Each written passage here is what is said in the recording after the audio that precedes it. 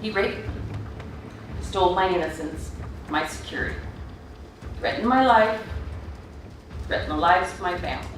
From 51 rapes all the way to 13 murders, this is the story of DeAngelo, who was also known as the Golden State Killer, the notorious serial killer who surprisingly was an ex-cop. We'll see in today's video the mind behind these brutal crimes and just what made him become one of the most fearsome killers in recent times. On June 15, 2016, the Federal Bureau of Investigation and local law enforcement agencies held a news conference to announce a renewed nationwide effort offering a $500,000 reward for the Golden State Killer's capture. Between 1974 and 1986, DeAngelo committed 120 burglaries, 51 rapes, and 13 murders. He was so prolific, in fact, he was responsible for crime sprees in different areas that were originally attributed to different people, racking up monikers like the Visalia Ransacker, the East Area Rapist, and the original Night Stalker. It's thought that even earlier burglaries, attributed to the Cordova Cat Burglar and Exeter Ransacker, could be linked to him. Authorities only realized the East Area Rapist and original Night Stalker were the same person in 2001 when DNA was tested. As he moved around California, his crimes escalated, beginning largely with burglaries, although he would also disturb women's underwear in the process. From there, he started to rape and murder. At one point, he was averaging 2 rapes a month. He was amongst the most notorious offenders and was very hard before he was caught. He was born on November 8, 1945 in Bath, New York, to Kathleen Louise DeGroat and Joseph James DeAngelo Sr., a sergeant in the United States Army. He had 2 older sisters, Connie and Rebecca, and a younger brother, John. A relative reported that when he was a young child, he witnessed the rape of Connie by 2 airmen in a warehouse in West Germany, where the family was stationed at the time. Following his conviction, Rebecca claimed that he was abused by their father while he was growing up.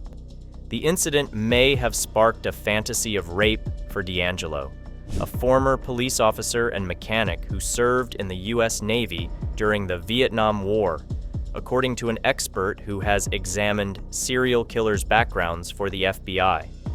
Ann Wolbert Burgess, a psychiatric nursing professor at Boston College, who studied the personalities of 36 convicted serial killers in the late 1970s and early 1980s, with FBI agents in the Behavioral Science Unit, said serial criminals commonly develop a preoccupation with their crime at an early age. It was not immediately clear if his sister's sexual assault would factor into DeAngelo's criminal trial. Studies have shown that it's common for serial predators to have grown up in abusive environments, Holes said, but there are a lot of people who are exposed to that kind of trauma and don't become violent criminals. The Golden State Killer would often get angry with his victims and was probably channeling part of his childhood psychology into his crimes, the investigator said. It's important to note that while it's been observed in several cases, there is no standard pattern, but rather a correlation, where many offenders have experienced abuse during their formative years. His name is Joseph James DeAngelo, popularly known as the Golden Killer. DeAngelo attended Mills Junior High School in Rancho Cordova, California, between 1959 and 1960. In 1961, he enrolled in Folsom High School and obtained a GED certificate in 1964. He played on the school's junior varsity baseball team. Prosecutors reported that DeAngelo committed burglaries and tortured and killed animals during his teenage years.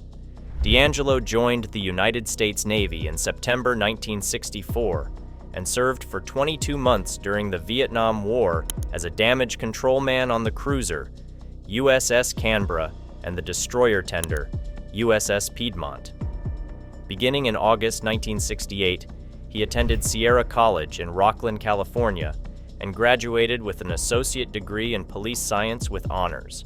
He attended Sacramento State University in 1971, where he earned a bachelor's degree in criminal justice.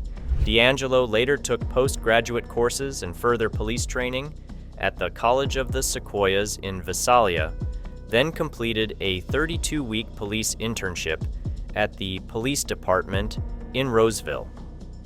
It makes one wonder if all his actions were motivated by who he is and the crimes he would later commit as we go further into this.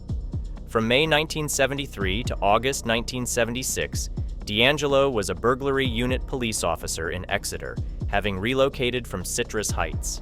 He then served in Auburn from August 1976 to July 1979, when he was arrested for shoplifting a hammer and a dog repellent, which seemed like tools for aiding burglary.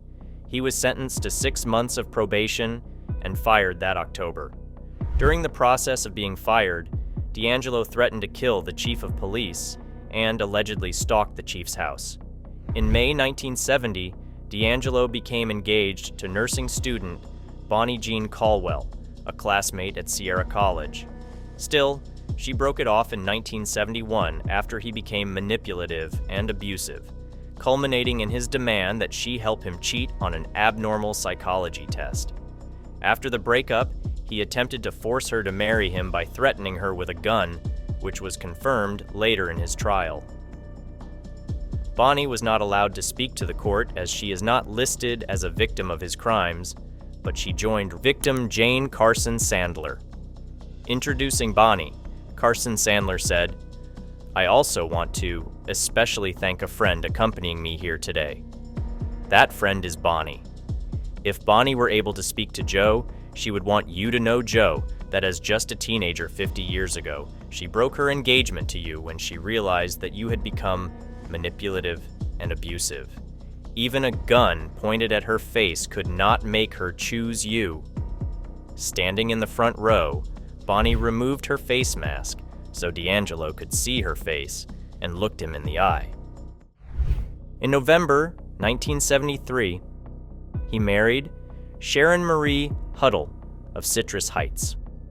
The wedding was held at Auburn First Congregational Church.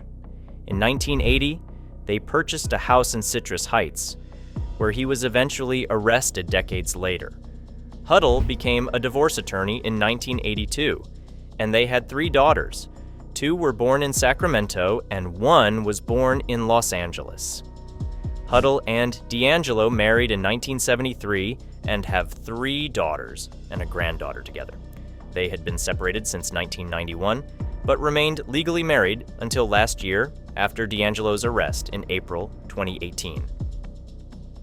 In her statement, obtained by the Sacramento Bee, Huddle recounted how her husband had lied to her about where he was going when she was working night shifts, leaving her completely in the dark about his horrific attacks. She described the devastating and pervasive effect D'Angelo's crimes have had on her and her family, even though they didn't experience the violence directly. "I will never be the same person," Huddle wrote. "I now live every day with the knowledge of how he attacked and severely damaged hundreds of innocent people's lives and murdered 13 innocent people who were loved and have now been missed for 40 years or more." She went on to explain how even the most banal tasks, like grocery shopping, have become a source of terror. "Once, while shopping at Trader Joe's grocery store, a hand touched my forearm while I was looking into a freezer. My heart began to race, and my body jolted. I was terrified that I was about to be harmed, when in reality, someone I knew just wanted to say hello to me," she wrote. "I have lost my ability to trust people. I trusted the defendant when he told me he had to work or was going pheasant hunting or going to visit his parents hundreds of miles away." She noted that she was often working during the night, either on the graveyard shift at a Jack-in-the-Box restaurant or when studying for law school. "When I was not around, I trusted he was doing what he told me he was doing," she wrote. Now, without the ability to trust, my relationships with other people are severely impacted. Huddle concluded her words by saying, she didn't want her words to detract from the impact statements from D'Angelo's other victims and their loved ones. It was long suspected that the training ground of the criminal who became the East Area rapist was Visalia. Although earlier Visalia crimes dating back as early as May 1973, and other sprees like that of the Cordova cat burglar and the Exeter ransacker, as well as Visalia burglaries that took place after the McGowan shooting, are now suspected to be linked also. For 20 months, DeAngelo is believed to have been responsible for 1 murder and around 120 burglaries. In late April 2018, the Visalia chief of police stated that while there was no DNA linking DeAngelo to the Central Valley cases, his department had other evidence that played a role in the investigation, and he was confident that the Visalia ransacker has been captured. Though the statutes of limitations for the burglaries have each expired, DeAngelo was formally charged on August 13, 2018, with the first-degree murder of Claude Snelling in 1975. In 2020, DeAngelo pleaded guilty to the Snelling murder. On September 11, 1975, DeAngelo broke into the home of Claude Snelling at Whitney Lane. Snelling, a journalism professor at the College of the Sequoias, had previously chased a prowler discovered under his daughter's window around p.m. on February 5, 1975. On September 11th, he was awakened around 2 a.m. by strange noises. Upon leaving his bedroom, Snelling ran through the open back door and confronted a ski-masked intruder in his carport attempting to kidnap his daughter, who had been subwed with threats of being stabbed or shot.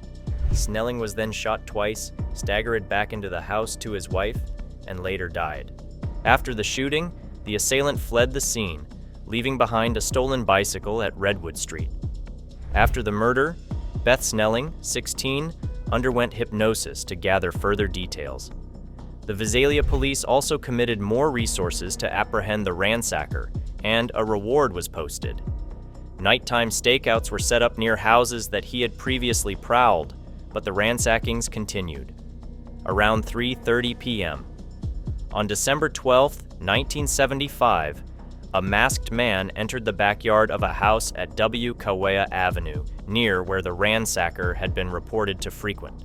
When Detective William McGowan, on stakeout inside the garage, attempted to detain the man, the suspect shrieked, removed his mask, and feigned surrender after McGowan fired a warning shot.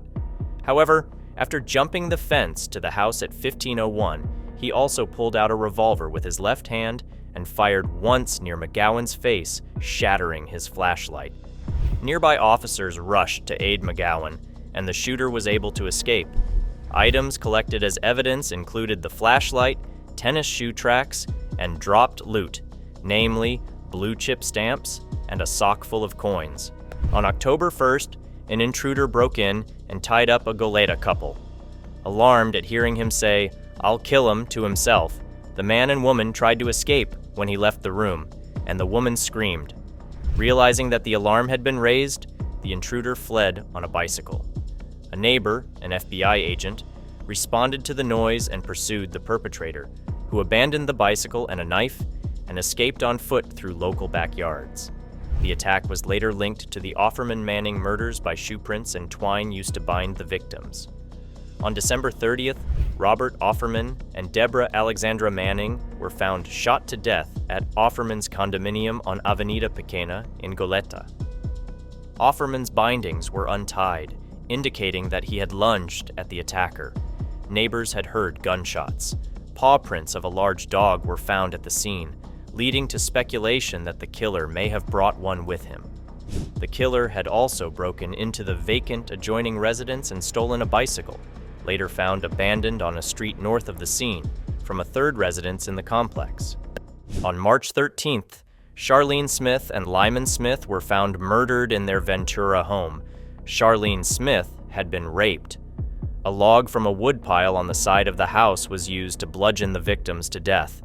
Their wrists and ankles had been bound with a drapery cord. An unusual Chinese knot, a diamond knot, was used on Charlene's wrists. The same knot was noted in the East Area rapist attacks, at least one confirmed case of which was publicly known. On August 19th, Keith Eli Harrington and Patrice Briscoe Harrington were found bludgeoned to death in their home on Cockleshell Drive in Dana Point's Niggle Shores gated community. Patrice Harrington had also been raped, although there was evidence that the Harringtons' wrists and ankles were bound. No murder weapon or ligatures were found at the scene. The Harringtons had been married for 3 months at the time of their deaths. Patrice was a nurse in Irvine, and Keith was a medical student at UC Irvine. On February 6th, Manuela Withoon was raped and murdered in her Irvine home. Although Withoon's body had signs of being tied before she was bludgeoned, no murder weapon or ligatures were found. Though the victim was married, her husband was away, hospitalized, and she was alone at the time of the attack. Withoon's television was found in the backyard, possibly the killer's attempt to make the crime appear to be a botched robbery. On July 27th, Sherry Domingo and Gregory Sanchez became the original Night Stalkers' 10th and 11th murder victims. Both were attacked in Domingo's residence on Toltec Way in Goleta, several blocks south of Robert Offerman's condominium, where Domingo was living temporarily. It was owned by a relative and up for sale. The offender entered the house through a small bathroom window. Sanchez had not been tied and was shot and wounded in the cheek before he was bludgeoned to death with a garden tool. Some believe that Sanchez may have realized he was dealing with the man responsible for the Offerman-Manning murders and tried to tackle the killer rather than be tied up. Again, no neighbors responded to the gunshot. Sanchez's head was covered with clothes pulled from the closet. Domingo was raped and bludgeoned. Bruises on her wrists and ankles indicated that she had been tied, although the restraints were missing. A piece of shipping twine was found near the bed, and fibers from an unknown source were scattered over her body. Authorities believed that the attacker may have worked as a painter or in a similar job at the Cala Real shopping center. On May 4th, Janelle Lisa Cruz was found dead after she was raped and bludgeoned in her Irvine home. Her family was on vacation in Mexico at the time of the attack. A pipe wrench, reported missing by Cruz's stepfather, was thought to be the murder weapon. Initially, investigators in respective jurisdictions did not think the Southern California murders were connected. A Sacramento detective strongly believed that the East Area rapist was responsible for the Goleta attacks, but the Santa Barbara County Sheriff's Office attributed them to a local career criminal who was later murdered. Unaware of the Goleta murders, local police in surrounding jurisdictions followed false leads related to men who were close to the female victims. One person, later cleared, was charged with 2 of the murders. Many years later, the cases were linked almost entirely by DNA testing. On March 18, 1977, the Sacramento County Sheriff's Office received 3 calls from a man claiming to be the East Area rapist. None were recorded. The first 2 calls received at 4:15 and 4:30 p.m. were identical and ended with the caller laughing and hanging up. The final call came in at 5:00 p.m. with the caller saying, "I'm the East Side rapist, and I have my next victim already stalked, and you guys can't catch me." A man claiming to be the rapist called the Sacramento Police Department, saying, "You're never gonna catch me, East Area rapist, you dumb fuckers. I'm gonna fuck again tonight. Be careful." The call was recorded and later released. Police Department, Sheriff speaking. You're never gonna catch me, East Area rapist, you dumb fuckers. I'm gonna fuck again tonight. Be careful. As with the previous call, the next victim was attacked that night. During the 1977 Christmas season, a previous victim received a phone call that she attributed to her attacker. The caller said, "Merry Christmas, it's me again." The first known rape victim received a wrong number call asking for Ray on January 2nd, 1978. The call was recorded, and police suspect that it may have been the same caller who threatened her later that evening. Hello? Yes, Ray there? Honey? Is Ray there? I'm sorry, Miss Everett. That call was also recorded and identified by the victim as the voice of her assailant. The caller said, "I'm gonna kill you. I'm gonna kill you, bitch, bitch, fucking whore. A man claiming to be the East Area Rapist called the contact counseling service and said, "I have a problem. I need help because I don't want to do this anymore." After a short conversation, the caller said, "I believe you are tracing this call," and hung up. In 1982, a previous victim received a call at her place of work, a Denny's restaurant, during which the rapist threatened to rape her again. According to Contra Costa County investigator Paul Holes, the rapist must have chanced to patronize the restaurant and recognized his victim there. In 1991, a previous victim received a phone call from the perpetrator and spoke with him for 1 minute. She could hear a woman and children in the background, leading to speculation that he had a family. On April 6, 2001, one day after an article in the Sacramento Bee linked the original Night Stalker and the East Area Rapist, a victim of the rapist received a call from him. He asked, "Remember when we played?" He confessed after being caught, as he found pleasure in making his victims know he was coming and that there was nothing they could do about it.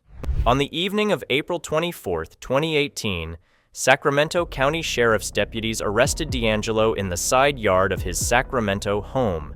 He was charged with 8 counts of first-degree murder with special circumstances. On May 10th, the Santa Barbara County District Attorney's Office charged D'Angelo with 4 additional counts of first-degree murder. D'Angelo made a confession of sorts after his arrest that cryptically referred to an inner personality named Jerry, who had forced him to commit the wave of crimes that ended abruptly in 1986. According to Sacramento County Prosecutor Thien Ho, D'Angelo said the following to himself while alone in a police interrogation room after his arrest in April 2018. "I didn't have the strength to push him out. He made me. He went with me. It was like in my head. I mean, he's a part of me. I didn't want to do those things. I pushed Jerry out and had a happy life. I did all those things. I destroyed all their lives, so now I've got to pay the price." Detectives ignored D'Angelo's initial requests to speak to an attorney, later citing a legal theory that this potential Miranda violation would be justified, with the understanding that prosecutors could not use the interview against the defendant in court. He could not be charged with rapes or burglaries, as the statute of limitations had expired for those offenses, but he was charged with 13 counts of murder and 13 counts of kidnapping. He was arraigned in Sacramento on August 23, 2018. In November 2018, prosecutors from 6 involved countries collectively estimated that the case could cost taxpayers $20 million in the last 10 years. At an April 10, 2019 court proceeding, prosecutors announced that they would seek the death penalty, and the judge ruled that cameras could be allowed inside the courtroom during the trial. On March 4, 2020, D'Angelo offered to plead guilty if the death penalty were taken off the table, which was not accepted then.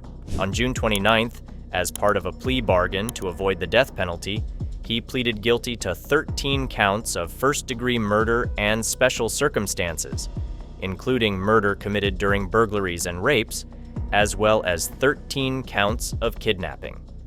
On August 21, 2020, D'Angelo received multiple consecutive life sentences without the possibility of parole. D'Angelo offered a brief apology after listening to days of pre-sentencing victim impact statements. "I've listened to all your statements, each one of them, and I'm truly sorry to everyone I've hurt." In November 2020, D'Angelo was transferred to the North Kern State Prison. As of February 2021, D'Angelo is incarcerated in protective custody at California State Prison, Corcoran.